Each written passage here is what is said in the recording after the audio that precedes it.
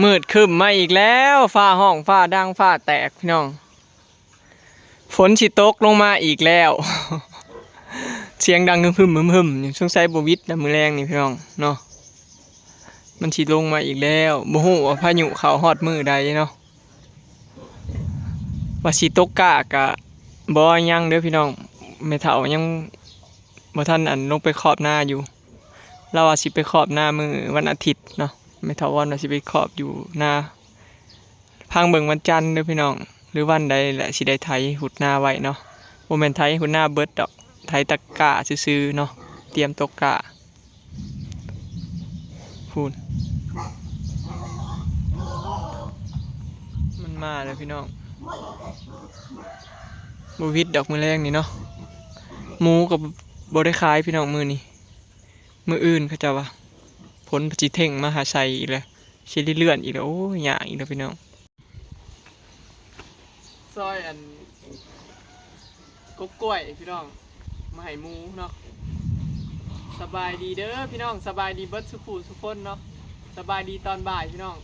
เผื่อเกลือหมูแล้วเผื่อล่างคอกแล้วก็พอดีบ่ายนะบ่ายกกล้วยนี่แหละบอยก็เลยมาซอยต้นกล้วยให้หมูเนาะเพราะว่าหมูบอยสิได้ขายเด้อพี่น้องมื้ออื่นเนาะตอนแรกเขาเจ้าสิมาเอามื้อนี้แล้วเขาเจ้าไปเอาหมูในบ้านน่ะมันเต็มมื้ออื่นแล้วเขาเจ้าสิเรียนมาเอาให้เขาเจ้าว่าจักสิตัวหรือบ่ตัวอีกบัดนี้ตัวบัดนี้สิไปทีมระเบิดใส่ฟาร์มขนาดนี้ น้องพี่น้องทีมระเบิดใส่เฮือนกันเลยนี่บอยเปลี่ยนพอค่าใหม่เลยพี่น้องอันนี้คนใหม่เนาะคนเก่านะเงียบไปเลยตัวเลยแล้วก็ไปเลยโทรหากับบ่ฮับอีกอันนี้ผู้ใหม่เดี๋ยวเรามาเอามือเศร้านี่พอเต็มเพราะว่ามืออื่นนี่ชิมาเอาหายไปเนี่ยอ้าวบ้านนี้แล้วก็พอค่าบ้านปักซองก็บอกว่าเดี๋ยวสิลงมาเบิ่งจักตอนไหนสิลงมาเบิ่งอีก2เจ้ารอรุ่นพี่น้องเนาะบอยก็เลยโทรหลายเจ้าบัดนี้เอาไผมาเอาก่อนก็เอาก่อนบัดนี้ไผมาซ่าก็บ่ได้น้องพี่น้องคันนั้นโล57นั่นนี่น่ะยากคันโล56,000น่ะโอ้ยยันตั้มข้อกันตายผมมาเอาหมูน่ะพี่น้องญาติกันเอาน่ะคันราคาถึงลงไป1,000คันถึงลงไป1,000นี่เขาลุกไป3,000กว่าบาทเลยพี่น้องถึงว่าลุดลงไป1,000กีบก็จริงอยู่แต่หมูเขามันหลายเด้ลุกเสียกำไรเป็น 3,000 กว่าบาทแล้วบอยก็เลยถ่าเนาะถ่าโล57,000บ่ทันได้ขายก็ยามันเฮาก็เลี้ยงไปก่อนเนาะหมูเฮาก็ใหญ่ขึ้นมีแต่เฮาก็ซื้อหัวหารเพิ่มเท่านั้นอาศัยหาทุนซื้อหัวหารเพิ่มเท่านั้นเฮาก็สิเป็นนักตัวนั้นเพราะว่าเฉพาะหัวหารเฮานี่มันก็ใส่ลายเลยเด้บัดนี้มันเลื่อนไปนั่นนี่เฮาก็ต้องได้ซื้อเพิ่มอีกหลายพันตอนนี้บอยซื้อหัวหารเพิ่มนะบ่แม่น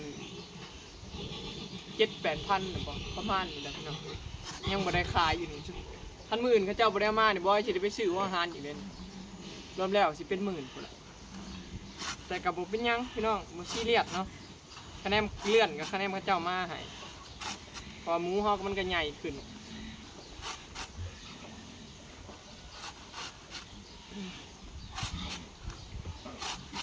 ซอยหมูก่อนให้กล้วยต้นกล้วยน้ำหนักมันสิได้นักขึ้นเด้พี่น้องพระเจ้ามันกินต้นกล้วยมันกินห้ำนี่มันสิน่านขี่มันแบบมันขี่แบบเนี้ยเขาเอิ้นว่าน่านขี่นะกันกินแต่หัวหานมันขี่ง่ายขี่คล่องมันน้ำหนักเบาขี่ลองเบิ่งสูตรนี้การเลี้ยงหมูกับบ่ตายโตหรอกพี่น้องสูตรไผ่สูตรมันเนาะอยู่ฝั่งไทยกันในฟาร์มใหญ่ก็เขาบอกแป๊บเขาเจ้าหายกินนั่นอยู่เลยคือการกระบอกเห็ดอยู่เลยพี่น้องที่ฟาร์มใหญ่เขาเจ้าไปเห็ดนั่นอยู่นี่แหละพี่น้องเลี้ยงหมูก็ต้องมีสูตรนะสูตรนี่เห็นปะในดีก็ลอง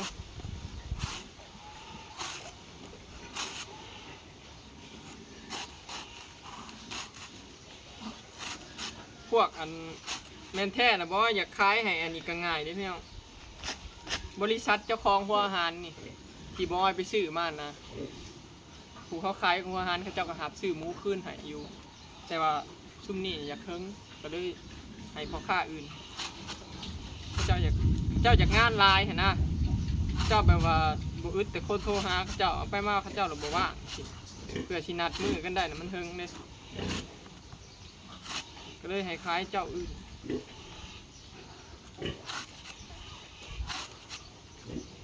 ช่วงนี้หมูมันลายพี่น้องหมูคุณลายแล้วเขากับติดบ่อนนั่นบ่อนนี่เองสินะ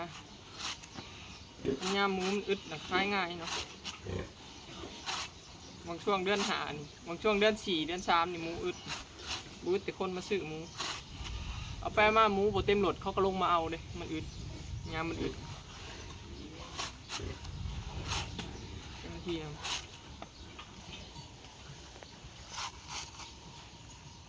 นับเด้อ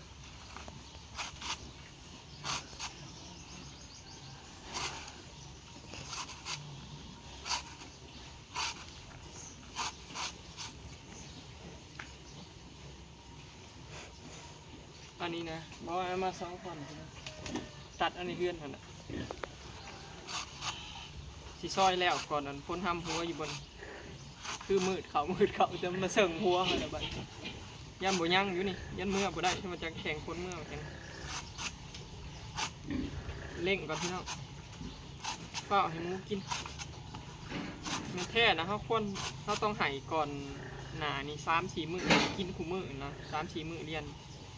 อันนี้บอกว่าไห่ซาเพราะพี่น้องบอกว่าจะมื้อกันยากเลี้ยงหมูรอบนี้เลี้ยงบ่ค่อยเต็มที่บันไดไหมยากลูกตั้งแต่ช่วงนั้นชะลอยอยู่กำเลยพี่น้องอยากหมูบ่ใหญ่บันไดบ่ได้ตามเกณฑ์ที่บ่ให้ตั้งไว้บันไดแต่กับบริรุดลื่นหลายดอกน้อยกว่าเกณฑ์แต่กับพอดีอยู่ชมก็เฮายากละหมูมันเจ็บซ่องแต่น้อยพี่น้องบ่ยากซะตอนชะลออยู่กำเล่นออกเล่นเข่าเปลี่ยนกันเอาลูกแม่นแค่หมูบอยสิได้คล้ายไว้กูนี่อยู่แต่เก่าหมูบอยได้4 เดือนเต็มก็ได้ขายเลยอันนี้4 เดือนปลายถึงได้ขายใหญ่สะ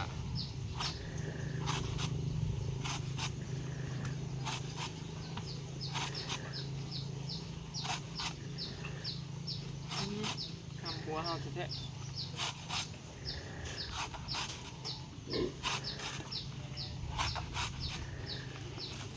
ตัดเบิดถอนนี่ก็สิพ่อครับหลายขอบ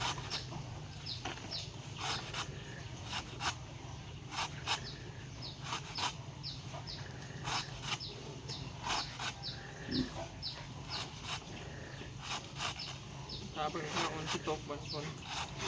เพราะว่าบ่ย่างมืดแห้งเลย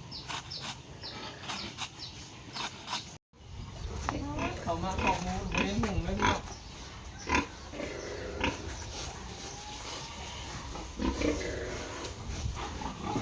มืดเนาะของหมูพวกนี้กินกัน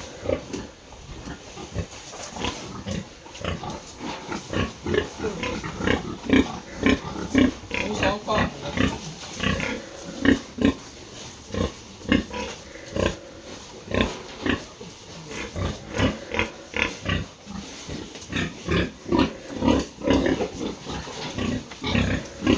แค่ความใหญ่พี่น้อง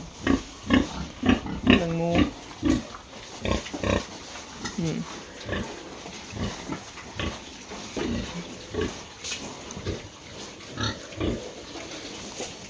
คอกนี่นะ120แล้วพี่น้องน้ำหนักเนาะ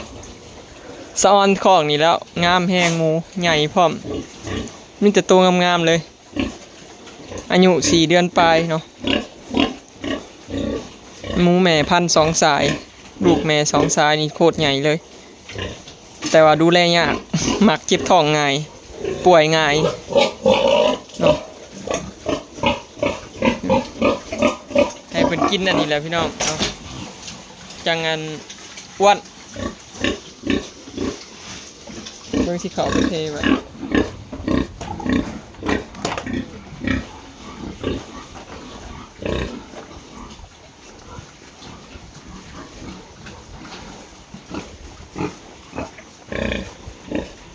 กินอย่าตามที่ละว่าใหญ่ สุดยอดพี่น้องเลยได้ก็ร้อยเศร้านะบอกว่าชินับให้เบิ่งเนาะมีตัวใดเลยครับตัวนี้ตัวนั้นแล้วก็ตัวนี้3ตัวนี่สินาสิได้ร้อยเศร้าเนาะตัวนี้น่ะนาสิได้110กับ100ข้องนี่น่ะละลัก100ขึ้นแน่นอนน้ำหนักเนาะตกทำหัวไปที่เหลือก็จะไปให้คอกนั่นบัดนี้เนาะมือขนาดดีของมือเขาเนี่ยเนาะมันหลายตัว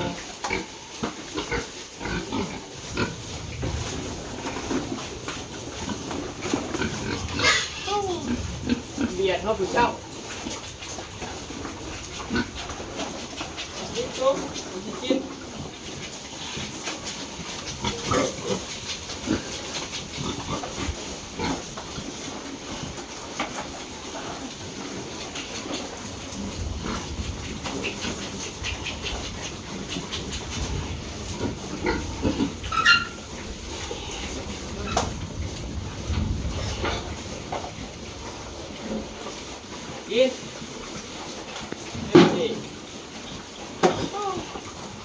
ข้องนี่เนี่ยน้ำหนักร้ายสุดแต่ประมาณ100นะพี่น้อง100ลงมาฮะ80ประมาณ80ขึ้นฮอด100ข้องนี่100หน่อยๆนี่แหละแต่ละมื้อก็ว่าอยู่แต่กับหมูนี่เราสุดท้ายก็มีแต่200กับอีเมลเอาเนาะก็มีว่าจะมีแต่วนกับพวกนี้เพื่อมูแล้วอาบน้ำแล้วเพื่อที่เบิ่งเพื่อที่นั่นนี่ทำแล้วย่ำแรงที่ว่าย่ำเพื่อมูใหม่เลย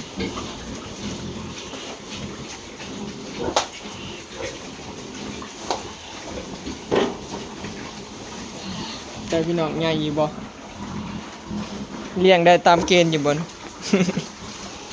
ข้องนี้น้ำหนักอายุนะ4 เดือนเนาะอายุ4 เดือนของนี่พี่น้องมึง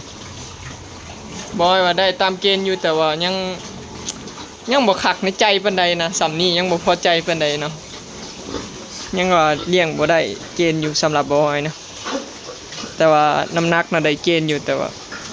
บอยวันคาแม่นบ่ยากลูกบ่เจ็บหมูบ่เจ็บท้องคือสิใหญ่กว่านี้อยู่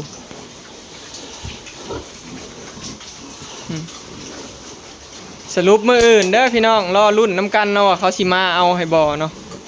พรุ่งนี้มีลุ้นอีกแล้ว ซีดนี่มีลุ้นเนาะเบิ่งเนี่ยมันกินนะมื้อแรงสิตัดให้อีกเนาะมื้อแรงสิผานซอยให้อีก